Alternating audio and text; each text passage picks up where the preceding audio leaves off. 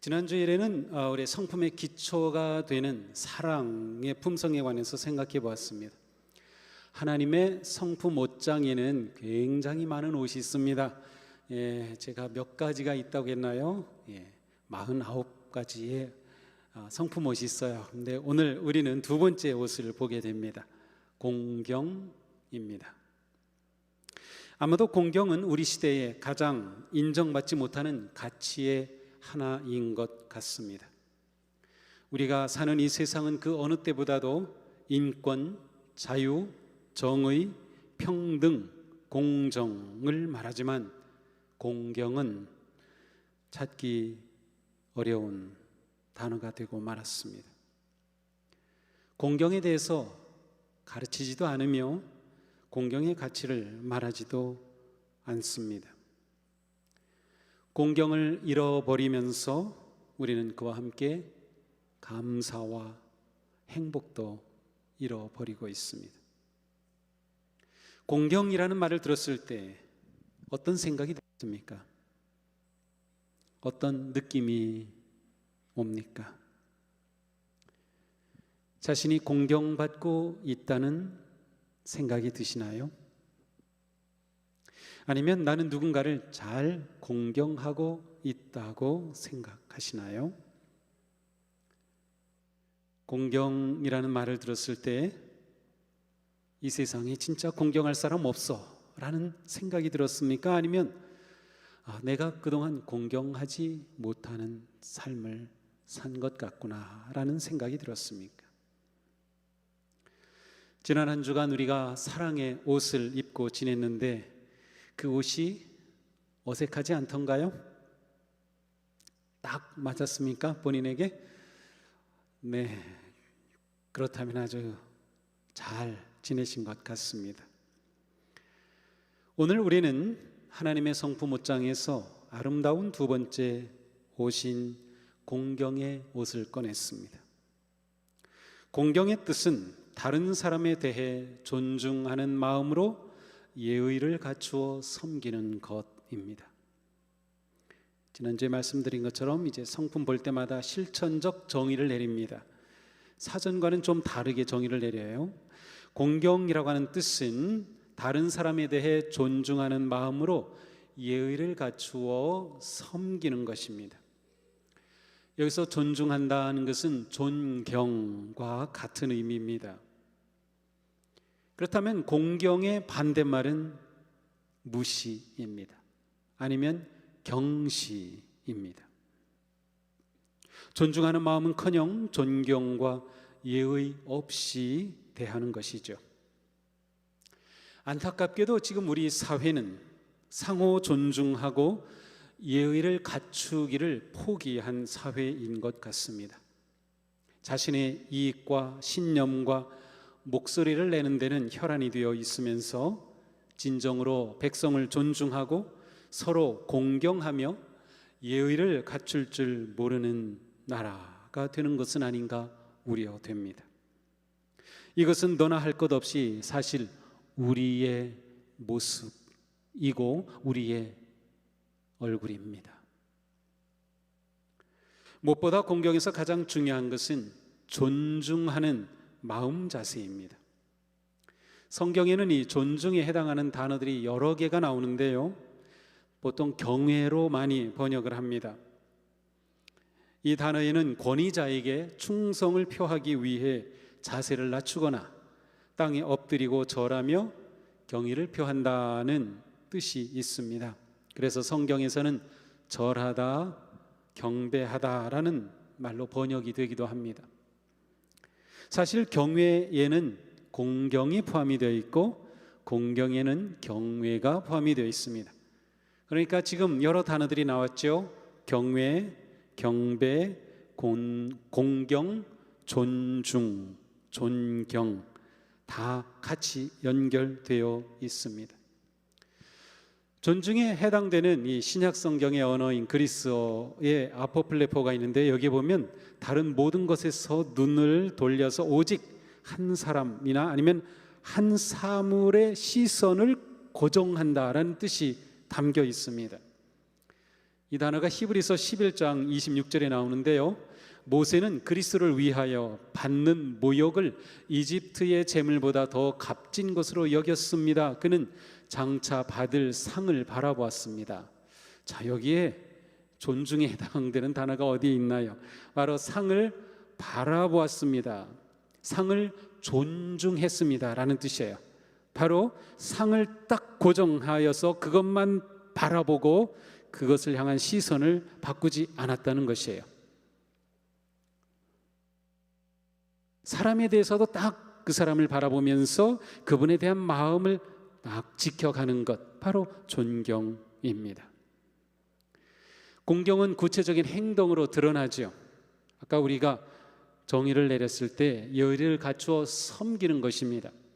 이 섬김의 구체적인 행동이 공경에는 나타납니다. 그런데 이러한 공경이 나오는 근원은 마음입니다.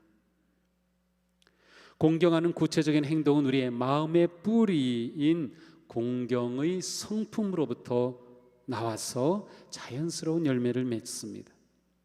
따라서 공경의 품성에서 마음이 바라보는 방향과 그 마음의 존중함이 담겨지는 것, 이것이 바로 공경에서 아주 중요한 것입니다.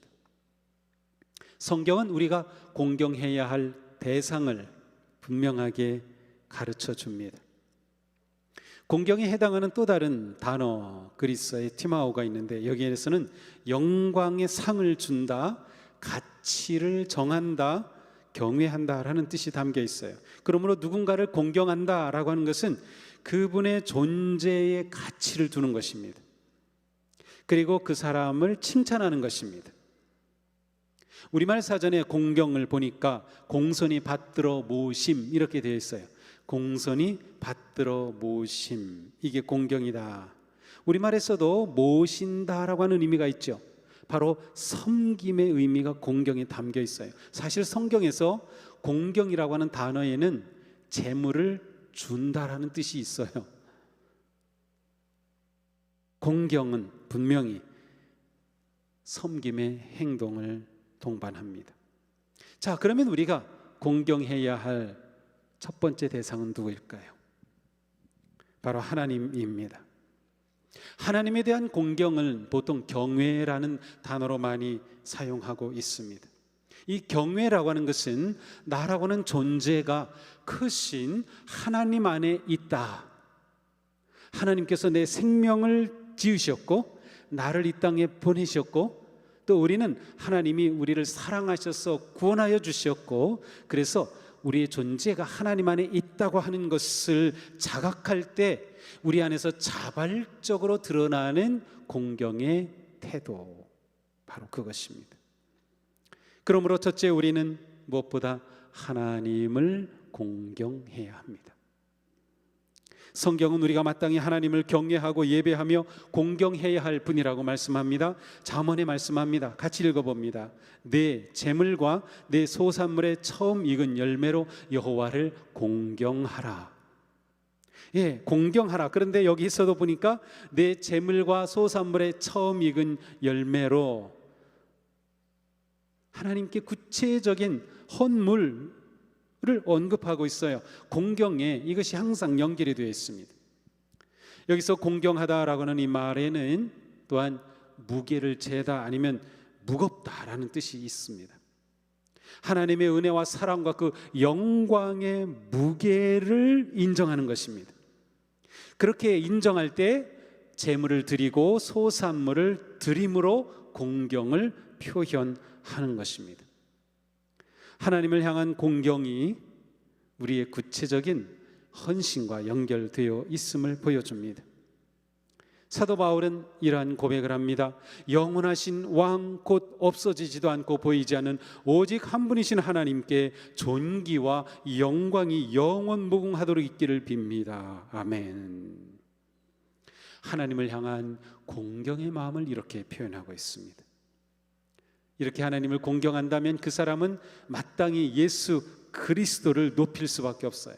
예수님은 하나님의 아들이시기 때문입니다. 빌립보서에서 사도 바울은 이렇게 말씀합니다. 하나님께서 그를 지극히 높이시고 모든 이름 위에 뛰어난 이름을 그에게 주셨습니다. 그리하여 하늘과 땅 위와 땅 아래는 모든 것들이 예수의 이름 앞에 무릎을 꿇고 모두가 예수 그리스도는 주님이시라고 고백하여 하나님 아버지께 영광을 돌리게 하셨습니다. 예수 그리스도를 공경하고 그분께 무릎 꿇어 경배함으로 하나님이 영광을 받으신다는 겁니다. 그러므로 우리가 이 하나님의 말씀에 순종하여 예배할 때 우리는 하나님을 경외하고 공경함의 아주 중요한 표현을 하나님께 고백하게 되는 것입니다. 그러니까 우리가 예배할 때 우리에게 중요한 것은 하나님에 대한 공경의 마음이에요. 그 공경의 마음이 우리를 자발적인 예배자가 되게 하는 것이죠. 그 예배, 하나님이 기뻐하시는 예배입니다. 아브라함이 하나님께 온전히 순종함으로 이삭을 제단에 바쳤을 때 하나님이 천사를 통해 말씀하셨습니다. 내가 내 아들, 내 독자까지도 내게 아끼지 아니하였으니 내가 이제야 네가 하나님을 경외하는 줄을 아노라. 네가 하나님을 공경하는 줄을 아노라. 다윗은 하나님께 고백합니다. 오직 나는 주의 풍성한 사랑을 힘입어 주의 집에 들어가 주를 경외함으로 주를 공경함으로 성전을 향하여 예배하리이다. 하나님에 대한 공경의 가장 중요한 표현이 하나님을 예배하는 것입니다. 하나님을 공경하는 사람은 하나님을 경외하며 하나님의 이름을 높이며 찬양하고 경배합니다. 시편 8편은 이 마음을 잘 표현합니다. 여호와여 우리 주여, 주의 이름이 온 땅에 어찌 그리 아름다운지요. 하나님을 공경할 때 하나님의 이름이 너무도 영광스럽고 아름다운 것을 고백하고 있습니다. 그러한 사람은 하나님의 이름이 욕될까 봐 경외의 마음을 버리지 않습니다. 십계명에 분명히 말씀합니다. 너는 네 하나님 여호와의 이름을 망령되게 부르지 말라. 왜 그렇습니까? 하나님은 공경해야 할 분이기 때문에 그 이름을 함부로 부르지 않습니다. 우리들도 부모님의 이름을 함부로 부르지 못하잖아요. 하나님의 이름을 소중히 여기는 거죠. 이렇게 하나님을 공경하며 이름을 높이는 자는 하나님과 깊고 친밀한 사랑의 기쁨을 누리게 됩니다. 시편 105편입니다. 그의 거룩한 이름을 자랑하라. 하나님을 공경해서 그의 이름을 자랑하고 찬양하고 높이면 여호와를 구하는 그 자들의 마음이 즐거울지로다. 하나님을 공경할 때 우리의 마음이 행복해진다는 겁니다. 공경과 행복이 연결이 되나요? 바로 예배가 우리에게 주는 신비한 감동입니다. 하나님을 예배하고 공경하는데 우리의 마음이 한없이 기뻐지고 밝아지는 것 말이죠. 이렇게 하나님을 경외하고 공경하고 예배하는 사람은 사람을 공경하고 존중합니다. 사람들에 대한 공경은 하나님에 대한 바른 경외심을 가지는 만큼 커지게 되어 있습니다. 그러기에 우리의 공경은 이제 하나님을 향한 첫 번째, 그리고 이제 우리는 사람을 향해 공경해야 하죠. 두 번째, 사람에 대한 공경의 첫 번째는 부모 공경입니다. 사람에 대한 공경의 첫 번째는 부모 공경이다. 십계명에 분명하게 말씀합니다. 같이 읽어봅니다. 내 부모를 공경하라. 그리하면 내 하나님 여호와가 내게 준 땅에서 내 생명이 길리라. 아멘. 하나님은 부모를 공경하라. 처음 주신 계명입니다. 이외에도 성경에는 많이 부모 공경에 관해 말씀합니다. 자녀들인 여러분, 주 안에서 여러분의 부모에게 순종하십시오. 이것이 옳은 일입니다. 자기의 아비나 어미를 저주하는 자는 그 등불이 흑암 중에 꺼짐을 당하리라. 부모 공경은 하나님의 약속 있는 첫 계명입니다. 부모 공경은 사람에 대한 공경의 근본입니다. 우리는 모두 부모를 통하여 우리의 생명을 받아 이 세상에 태어났습니다. 우리는 모두 부모의 돌보심과 사랑으로 자랐습니다. 물론 고아로 자란 사람들도 있죠. 그럼에도 불구하고 그 생명은 부모가 주신 겁니다. 그리고 누군가의 도움과 돌봄으로 자라게 되었던 거죠. 지금 우리가 여기에 존재하는 것은 부모로부터 시작이 되었어요. 또 어떤 사람은 부모로부터 상처를 받고 무슨 부모 공경이냐고 반발할지도 모릅니다. 그러나 성경은 부모 공경에 대해서는 조건을 달지 않았습니다. 내 부모가 좋은 부모이면 공경하여라? 아닙니다. 내 부모를 공경하라입니다. 우리가 진심으로 하나님을 경외하고 공경하며 하나님을 사랑하고 예배한다면 우리는 하나님이 우리에게 주신 말씀에 대해 기꺼이 순종하며 받아들일 것입니다. 하나님을 공경하는 사람이 사람을 공경하지 않을 수 없는 이유입니다. 자, 세 번째, 우리는 지도자에 대해 공경해야 합니다. 로마서 13장 말씀인데요, 같이 읽어봅니다. 사람은 누구나 자신을 다스리는 권위에 복종해야 합니다. 하나님께서 주시지 않은 권위는 하나도 없고 세상의 모든 권위는 다 하나님께서 세워주신 것이기 때문입니다. 자, 여기 보니까 세상의 모든 권위라고 되어 있습니다. 그러므로 이 세상에 세워진 지도자들에 대해서 공경해야 한다고 말씀하는 것입니다. 좀 껄끄럽죠? 세상 지도자들을 공경해야 한다니. 자, 교회 지도자들에 대해서는 뭐라고 말씀하셨을까요? 데살로니가전서 5장인데 같이 읽어봅니다. 형제자매 여러분, 우리는 여러분에게 부탁합니다. 여러분 가운데서 수고하며 주님 안에서 여러분을 지도하고 훈계하는 이들을 존경하십시오. 그들이 하는 일을 생각해서 사랑으로 그들을 극진히 공경하십시오. 여러분은 서로 화목하게 지내십시오. 이 말씀에서 바울은 무엇을 알아주라고 합니까? 아까 성경 봉독해 주신 그 본문에서는 알아주고라고 번역이 되어 있어요. 제가 지금 읽은 이 본문은 알아주고라고 되어 있지는 않나요? 존경하라고 되어 있죠. 이 알아주고, 무엇을 알아주라는 겁니까? 바로 그들의 수고와 지도와 훈계를 알아주라. 수고를 알아주는 것입니다. 수고를 잊지 않을 뿐만 아니라 그 수고에 대해서 감사하고 인정해주고 그 가치를 받아들이는 것입니다. 이것도 받아들이기 힘들죠.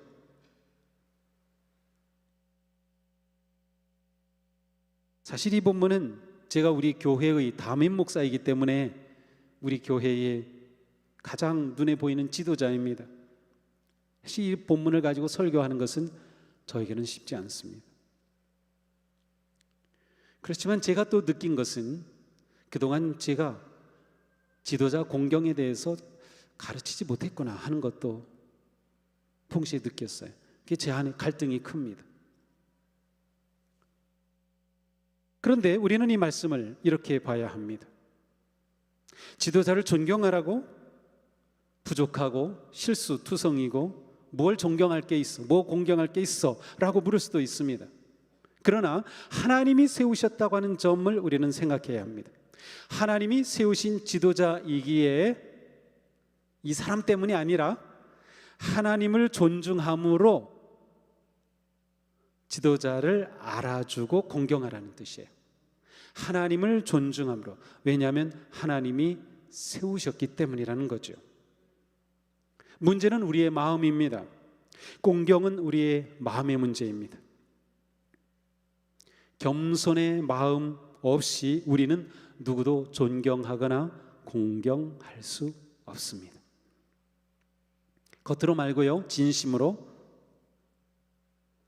겸손하지 않고서는 우리는 결코 누구도 존중하거나 공경할 수 없습니다. 자기 의로움과 교만에 갇힌 사람에게서 하나님에 대한 공경과 사람에 대한 공경이 나올 수 있을까요?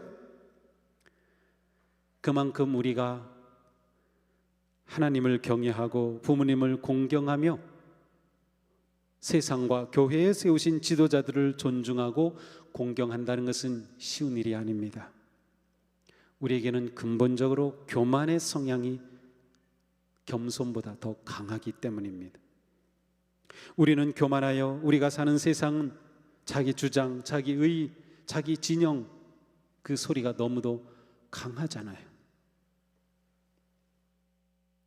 우리가 지도자를 공경하면 실제로는 자신을 공경하는 셈입니다. 지도자는 우리를 대표하기 때문이죠. 현명한 사람은 지도자의 권위를 존중합니다. 우리가 살아가는 삶에서 공경함으로 예의가 바르고 품행이 바른 사람은 지도자와 다른 사람의 주목을 받습니다. 또한 지도자와 다른 사람들로부터 칭찬도 받습니다. 지도자는 공경심이 깊은 사람에게 관심을 가지고 그를 귀하게 여기며 그에게 더 큰 책임을 맡길 것입니다. 그렇게 하여 우리 인생의 문이 열려지는 겁니다. 진정한 성공과 행복의 문이 열려지는 거죠. 그러니까 우리가 직장에서, 사회에서 살아갈 때에 상사에 대한 공경의 성품을 가지는 게 아주 중요합니다.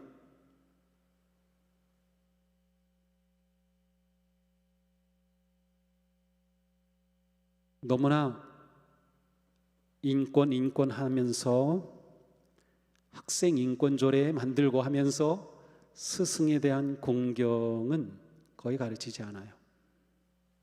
그렇게 자라난 세대는 직장과 사회에서 상사를 공경하는 것이 힘듭니다. 그런데 우리가 이 말씀에 잘 순종해서 직장의 상사에게 순종하고 공경하면 인생의 길이 열려집니다. 네, 마음에 드는 좋은 상사 만나기 어렵습니다.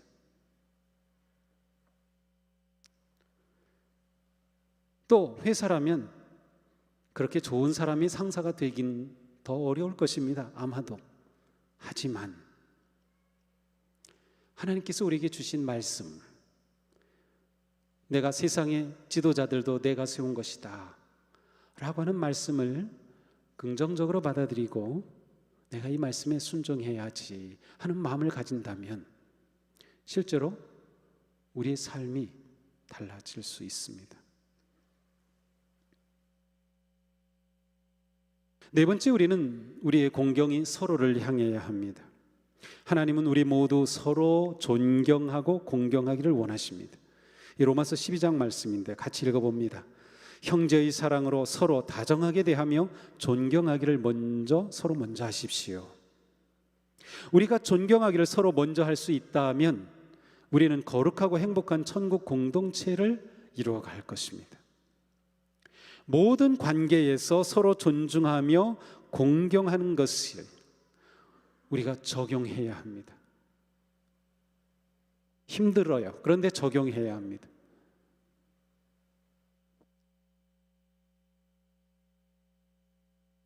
이렇게 인간관계를 맺어가면 내가 꼭 큰 사람이 안 되고 내가 대단한 사람이 안 되고 꼭 직장에서 승진하는 게 아니라 하더라도 내가 모든 사람을 공경하고 존중하며 살아간다면 나 자신이 행복해지고 평안해집니다. 나 자신이, 내 삶이 만족스럽습니다.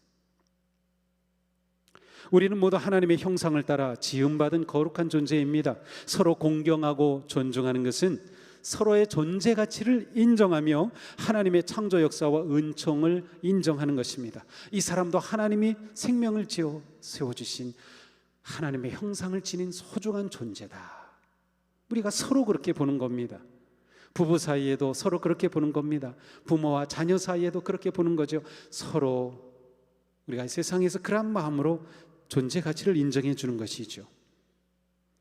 우리 일상에서 만나는 모든 사람들을 그렇게 존중하되 더욱이 그리스도 안에서 형제 자매된 우리가 서로 존중하는 것이 진정한 사랑의 관계를 세우는 길입니다.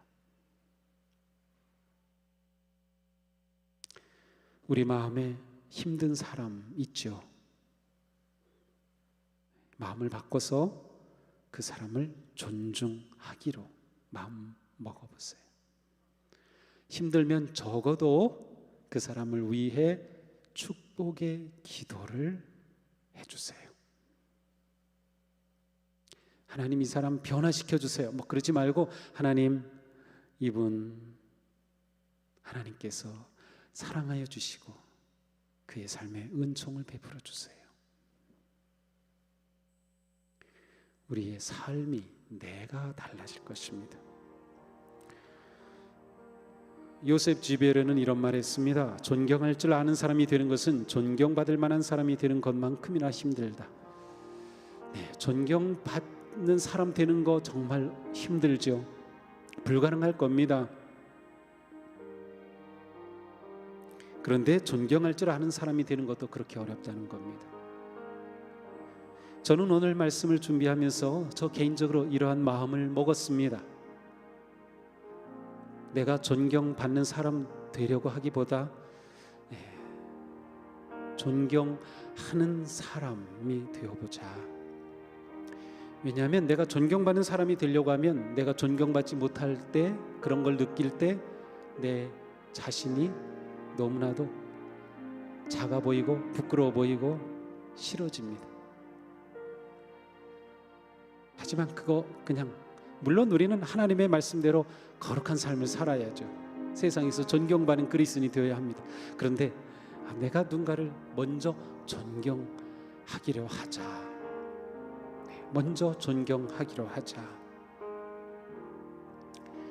그리고 나면 정말로 내 마음이 달라집니다. 서로 존경하는 것은 힘든 일입니다. 하지만 우리는 할 수 있습니다. 왜요? 바울은 오늘 말씀에서 사랑으로 공경하고 주님 안에서 존경하라고 말씀했어요. 또한 주님 안에서 부모에게 순종하라고 했습니다. 무슨 말입니까?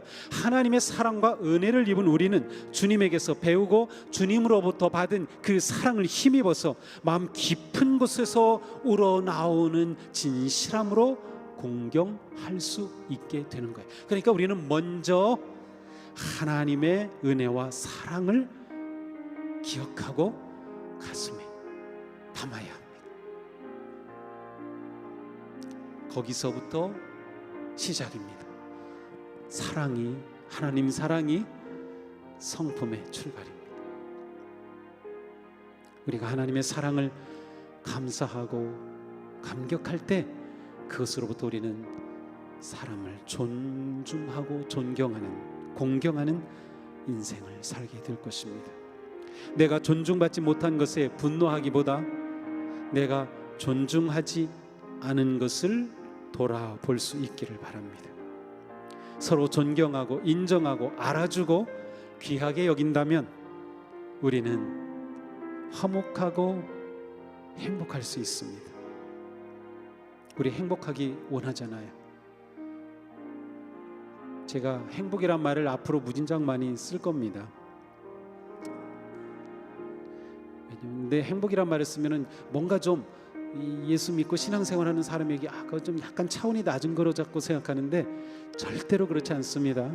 하나님은 우리를 행복하게 해주시려고 아들을 보내주신 겁니다. 우리가 구원받은 자가 된 것이 얼마나 행복합니까? 마태복음 5장의 팔복의 말씀 직역하면 행복한 사람입니다. 오늘 우리는 행복한 삶을 위한 좋은 성품을, 품성의 옷을 받았습니다. 이제 우리는 공경의 옷을 입고 공경의 열매를 맺기 위해 우리의 필요한 노력을 힘써야 합니다. 자, 우리 자신을 점검해 봅시다. 나는 얼마나 공경하는가? 하나님께서 나의 모든 생각과 말과 행동을 지켜보신다는 사실을 계속 의식하며 살고 있습니까? 항상 하나님의 이름을 공경하며 하나님을 예배합니까? 예수 그리스도께 무릎을 꿇고 그분을 나의 주님으로 선포합니까? 부모님은 내가 부모님을 진심으로 공경하고 순종한다고 인정하고 계실까요? 정부 지도자들도 하나님이 세우신 지도자임을 인정합니까? 직장의 상사를 하나님께서 세우신 지도자로 보고 있습니까? 주일에 내가 하고 싶은 일보다 주님을 즐거워하는 일로 시간을 보내고 있습니까? 다른 사람을 칭찬하고 존경할 방법을 찾고 내가 받을 칭찬을 다른 사람에게 돌리고 있습니까? 이 한 주간 우리 공경의 옷을 잘 입기로 결단합시다. 싫으신 모양이에요. 아멘이 하나도 없네. 뭐 당연하죠. 우린 다 내가 공경받기를 원하지, 공경하자고 하니까 싫은 거 뻔하지만 억지로라도 좀 반응해 주세요. 우리 공경의 옷을 잘 입읍시다. 그래요. 자, 우리 한번 같이 읽어보겠습니다. 나는 하나님을 경외하며 예배하겠다. 나는 지도자를 공경하겠다. 나는 모든 사람을 정중하게 대하겠다. 나는 모든 사람을 무시하지 않겠다. 나는 모든 사람이 하나님 앞에 평등하며 소중함을 기억하겠다. 아멘. 공경의 옷이 우리에게 아주 잘 어울리는 그런 인생 되기를 축복합니다. 그 옷을 입고 살아갈 때 우리는 저절로 공경받는 인생이 될 줄로 믿습니다. 기도합시다.